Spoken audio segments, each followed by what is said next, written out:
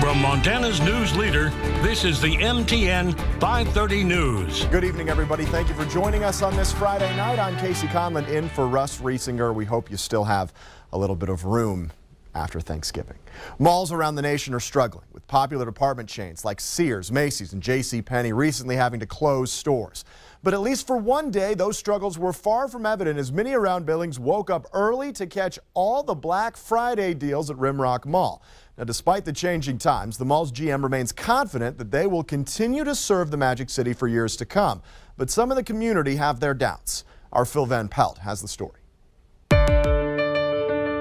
Black Friday kicks off the busiest shopping weekend of the year, but with online shopping at an all-time high, malls are having to adjust their strategy to remain competitive. Once Thanksgiving ends, Christmas shopping truly gets underway. This is a fun day, in retail. This is a fun day. Busy, hectic, but fun, overall fun. Hundreds packed the mall today, as you might expect, but is this weekend an outlier for malls like ours here in Billings? Earlier this month, Josh Rath of Town Square Media wrote this article highlighting what he called a depressing trip to Rimrock Mall. I'm a big fan of the mall. Always have been. I've lived in Montana my entire life. As a kid, I came to this mall to shop. I still do. We were here. The whole reason these articles started is because we came to the mall to shop, and it was this wasteland of, empty storefronts, no one in the mall, and it was sad. But with the trend of online shopping, business at malls has declined as storefront vacancies have ticked up by 10% around the country. Any other day of the week, it seems like people just forget about the mall. You don't hear the advertisements about the mall anymore. You don't really see it on TV like in years past, so I don't really know what's going on.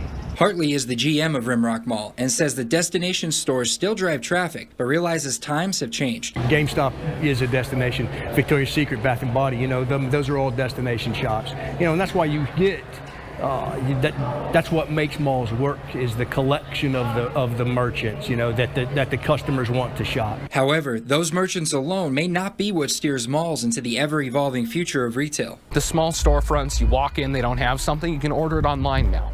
That is the big deal.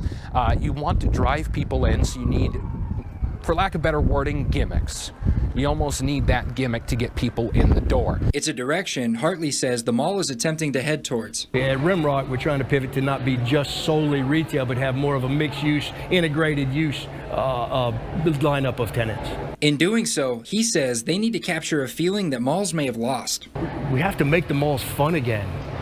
Back in the 70s, when the malls came out, they were just fun. Collection of merchants was great. And so we just need to be fun again. Just have fun things to do. Currently, the mall is in negotiations to add various new storefronts. Rath says while that's a start, there's still work to be done. If malls innovate instead of just thinking, well, we're the mall, we're the best thing the town has, they'll succeed. They will. But just plainly sticking with what has worked over the years is not going to work for the mall. In Billings, Phil Van Pelt, MTN News. Nationally, shoppers lined up in larger numbers than last year. It's estimated a record 166 million people are planning to shop in-store and online during the holiday weekend, almost 8 million more than 2021. But despite the uptick in people, the National Retail Federation expects sales to be down from last year, about 6 to 8%. Now, today is more than just Black Friday. For many in Montana, it's opening day. Time to dust off the skis and hit the slopes. And for one group, it's not just an annual tradition to go. They have to be first chair. Our Charlie Klebs climbed Red Lodge Mountain with him to find the story. Hey guys, Charlie Klebs here on Red Lodge Mountain for the opening day of ski season. And I'm actually on one of the first chairlifts of the year, but you had to be here a whole lot earlier than I was in order to be the very first in line. We were here 6:30. 6:30? Yeah. 6:30 we got up in the van.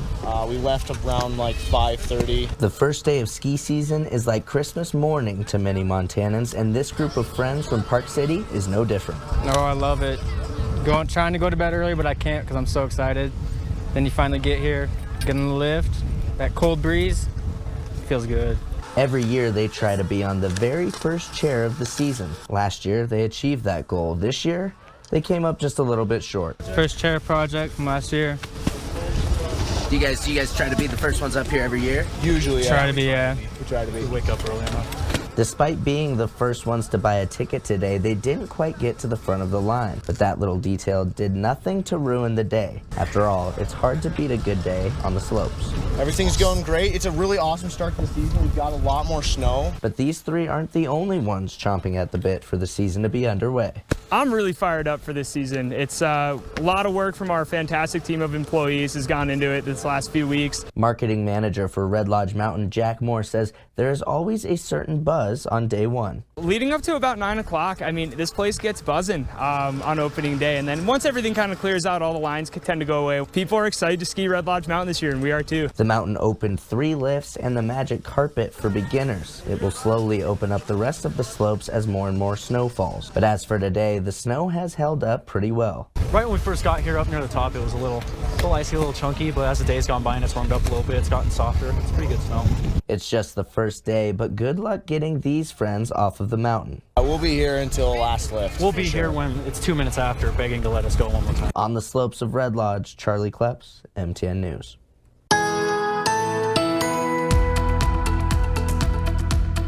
A lot of us were enjoying the warmer than average temperatures today. 51 is the current reading in Billings, 52 in Livingston, but we've got these pockets where we've had a lot of colder air. Cody, you're only at 33, 38 in Sheridan and 40 this hour, but the real chill starting to move into western Montana, where we're starting to see the next push of showers move through. So we do have some travel concerns, especially now we're still at that point where during this long weekend, we're still seeing a lot of folks heading back for home again, and that's going to start over here in northwest Montana. You see some of the snow showers now, and we have winter weather advisories into effect for most of northwest Montana. Strong winds around Cutbank. By the time we get into Sunday, Monday, we're going to be looking at a lot of that wintry weather just to our west.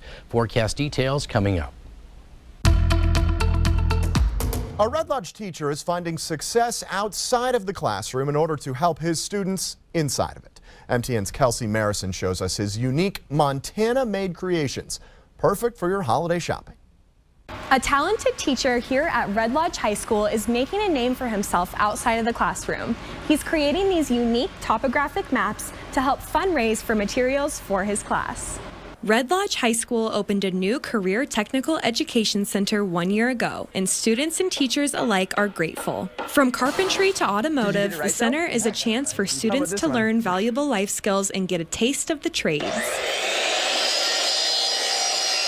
The biggest thing I've learned while working on these projects is just to take pride in what you do and to do it right the first time. Coley Laver is a senior at Red Lodge High School and has taken 2 years of carpentry classes. He says it has taught him to take his time, and his peers agree. We don't like to just full on just build and get it done. We want to take the time to learn. Whether they're working in a group or individually, students say they enjoy every lesson and are proud of what they've created so far. That includes Maya Gentry, who is the only female in her class. This year I was going to make like a giant American flag and probably hang it on our fence, but I'm building the hockey benches right now. I'll probably build some other furniture this year, and then probably next year I'll do that and maybe a couple more tables. And while the students are hard at work, so is their teacher. A little bit trial and error every once in a while.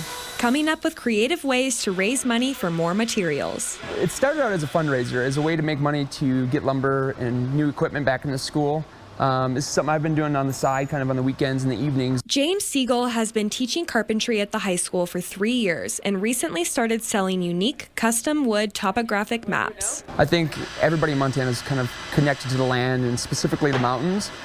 This person was married in Estes Park area. And his idea has taken off, with customers overjoyed by his creativity. It's so cool. And I can tell everything. Like I know what I'm. It's there, right? Yeah, you can see it. You can go back to it. Yeah. You see the valleys. You're like, I know exactly. Yeah, I was like, I climbed a rope right there. A unique item that helps support Red Lodge high schoolers' interest in the trades. The carpentry world, the trades world is we're starting to see the benefit in it, and it's really cool that Red Lodge has supported it.